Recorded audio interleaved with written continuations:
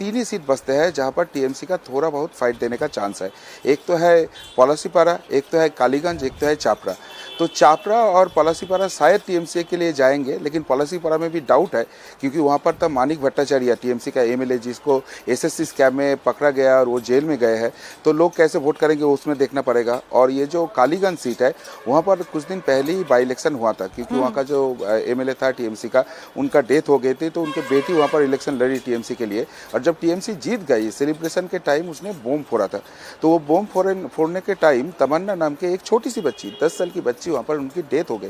तो उनके जो मम्मी है उनको इस बार सीपीएम ने टिकट दे दिया, तो लेफ्ट के वोट वहाँ पर ज्यादा होगा, सेंटीमेंट वोट ज्यादा होगा। तो ये जो कालीगंज सीट है वो भी डाउटफुल लग रहा है। तो एनीवे 3 सीट जो है पलासीपारा, कालीगंज और चपरा, ये तीनों टीएमसी के खाते में दिख रहा है। बाकी सारे जो सीट है वो पूरा के पूरा भाजपा के लिए है। तो नदिया डिस्ट्रिक्ट का जो रिजल्ट आएगा वो 14-3 होगा, हमारे सर्वे के हिसाब से ऐसे ही तो आ रहा है। ठीक है, तो आप ये कह रहे हैं कि ये जो सीटें हैं ये सारी की सारी यहाँ पर जाती हुई नजर आ रही हैं बीजेपी के खाते में। सज्जन जी के पास भी जाएंगे। सज्जन जी, क्या आप इस राय से इत्तेफाक रखते हैं? नहीं, थोड़ा दादा ज़्यादा जेनरस है इसमें। शायद हो सकता है कि इसमें ये भी हो कि कैंडिडेट फैक्टर और मुस्लिम वोट का स्प्लिट और हिंदू वोट का। तो मुझे लगता है कि ये जो टीएमसी की जो जीती हुई सीट है उसमें एक तिहट्टा में चांस है कि टीएमसी शायद इस बार हार जाए। ठीक है, लेकिन तिहट्टा में जी। बाकी उसके अलावे करीमपुर, पलाशीपारा और कलियागंज, नकाशीपारा, इन सब जगहों पे, और चापरा की तो बात ही छोड़ दीजिए, इन सब जगहों पे मुझे लग नहीं रहा है कि टीएमसी लूज करेगी।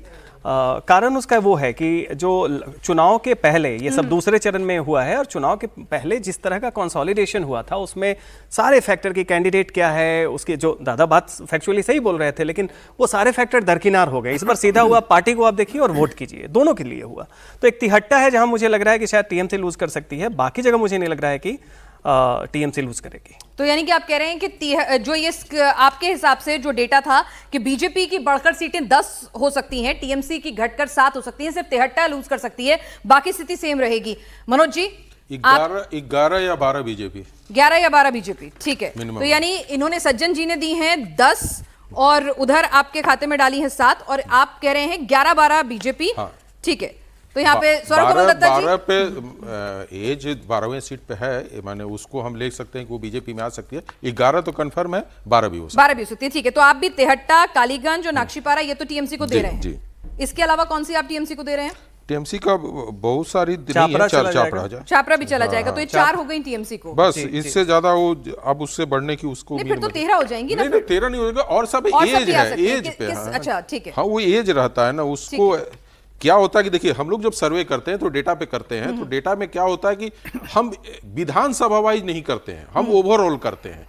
तो जो सीटें होती हैं वो एज दिखता है, वो इसलिए एज दिखता है कि जो पिछला 2 इलेक्शन का उसका आया है और अभी का जो वोट परसेंटेज आ रहा है उस पर हम लोग डिवाइड करके सीट को निकालते हैं। तो जो क्वालिटेटिव करते हैं उनके लिए आसान होता है कि सीट टू सीट बताना कि हाँ इस सीट पे ये हो सकता है, लेकिन जब क्वालिटेटिव और क्वांटिटेटिव दोनों को मिलाते हैं तब क्या निकलना था।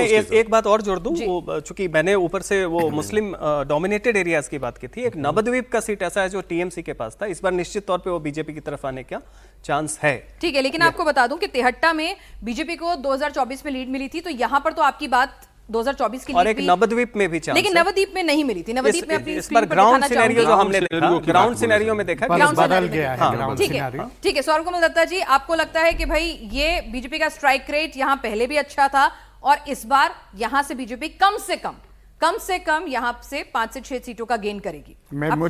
मुझे लगता है कि मैं इनके बात से सहमत हूँ कि 11 से लेके 12 भारतीय जनता पार्टी को, कालियागंज और यहाँ पे तिहट्टा पे टीएमसी की एज जरूर। और नवद्वीप तो मैं भी 11 ही बोल रहा हूँ उस लिहाज से, 9-2-11, तिहट्टा और नवद्वीप 11 हो गए पहले। और नवद्वीप पे खतरनाक हिंदू पोलराइजेशन बहुत ज्यादा हुआ है, इसलिए नवद्वीप की 9 से आगे बढ़ेगी ही बढ़ेगी। यहाँ पर कुछ रिवीजन करना चाहेंगे आप सर?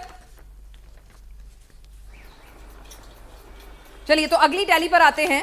हमारी अगली टैली हम दिखाते हैं, अगले रीजन की हम यहाँ बात कर लेते हैं पश्चिम बंगाल में, और अगला रीजन हमारा है उत्तर 24 परगना। उत्तर 24 परगना की जो टोटल सीटें हैं उसकी हम बात करें, कुल सीटें हैं 33, टीएमसी के खाते में 28 है और बीजेपी के खाते में फिलहाल 5 सीटें इस वक्त मौजूद हैं। तो यहां पर अगर हम बात करें, तो अभी तो नदिया का ही ग्राफ आपके सामने आ रहा है, अब मैं चाहूंगी कि आप उत्तर 24 परगना का ग्राफ भी हमारे सामने रखें, जहां पर कुल 33 सीटें आती हैं, जिसमें से 28 अभी फिलहाल टीएमसी के खाते में है और 5 बीजेपी के खाते में है। यहां पर क्या कुछ कहती है 2021 के नतीजे और 2024 के लोकसभा के आधार पर लीड, और यहां पर क्या कुछ कह रहा है सबसे ताजा सर्वे प्रिय बंधु मीडिया ग्रुप का। बागदा की सीट बीजेपी विनर थी, बांगड़ उत्तर की सीट बीजेपी विनर थी, बनगांव दक्षिण गायघाट बीजेपी विनर थी, यानी कि 4 सीटें तो ये थी बीजेपी की और 2024 में भी अपनी लीड बरकरार रखी। स्वरूपनगर, बदुरिया, हावड़ा टीएमसी की सीट थी और टीएमसी ने 2 जगह अपनी लीड बरकरार रखी, लेकिन हावड़ा की बात करें तो यहां पर 2024 में बीजेपी ने लीड बरकरार रखी। अशोकनगर, अमदंगा टीएमसी जीती थी और टीएमसी ने 2024 में भी लीड बरकरार रखी। तो 2024 में क्या स्थितियां बदलेंगी? ये टोटल 33 सीटें हैं, तो एक एक करके हम बाकी की सीटों की भी बात करें। शुद्धशील जी बताइए, क्या कुछ आप इसमें किस तरह से सीटें दे रहे हैं? मैं सीटों के नाम पढ़ती जाती हूं। बागदा, बांगड़ उत्तर, बनगांव दक्षिण, गायघाट बीजेपी 21 में जीती, 2024 में भी लीड है। 2026 में आपका सर्वे क्या कह रहा है इन सीटों को लेकर? ये चारों के चारों सीट भाजपा के खाते में ही जा रहा है, क्योंकि ये मोतुआ बहुल सीट है, तो मोतुआ का जो वोट है वो भाजपा के साथ ही रहेंगे। ये चारों सीट में भाजपा की एज दिख रहा है यहाँ पर। ठीक है, ये चारों की सीटें आप बीजेपी को दे रहे हैं। उसके बाद हम बात करें स्वरूपनगर, बदुरिया, हावड़ा में 2024 ने बीजेपी में लीड बनाई थी, तो ये सीट भी दे रहे हैं क्या आप इनमें से कोई? हाँ, हावड़ा सीट तो भाजपा की तरफ आएगा ही, क्योंकि वहाँ पर ज्योतिप्रिय मल्लिक जो रेशन स्कैम है उसमें जेल गए थे, तो वो वाला सीट तो भाजपा के लिए आएगी। स्वरूपनगर थोड़ा उसमें दिक्कत है, स्वरूपनगर में शायद नहीं होगा क्योंकि उसमें मुस्लिम बहुत ज़्यादा है। बाकी हावड़ा दिख रहा है पॉजिटिव। ठीक है, और उसके अलावा बदुरिया और अमदंगा? बादुरिया में इस बार क्लोज फाइट होगा टीएमसी, आईएसएफ और कांग्रेस के बीच, क्योंकि टीएमसी का जो एमएलए था उसको टिकट नहीं मिला तो उसने कांग्रेस ज्वाइन कर गया, तो ट्रायंगल फाइट है, एनीबॉडीज गेम हो सकता है।